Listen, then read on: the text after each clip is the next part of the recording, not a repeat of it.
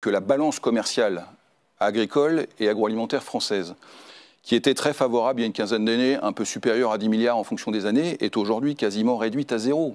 Nous avons perdu notre capacité productive. Le sujet de fond sur les questions de ce qui se produit ailleurs sur la planète, c'est est-ce qu'on est capable de garder en France ou pas une capacité productive?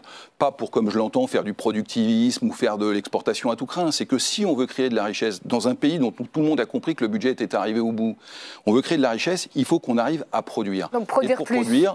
Produire au moins autant, regardons les chiffres. Autant. On importe aujourd'hui 40% de nos légumes, 60% de nos fruits, 25% de notre viande bovine, 60% de notre viande ovine, 50% de nos poulets, et je pourrais continuer la liste. Nous avons besoin de produire avec des standards qui sont parmi les plus élevés de la planète en Europe, et on a besoin de le faire dans un cadre où on ne nous met pas en compétition avec des gens qui ne respectent pas nos règles. Et puis un petit mot, puisque j'ai été interpellé et que je voudrais répéter ici.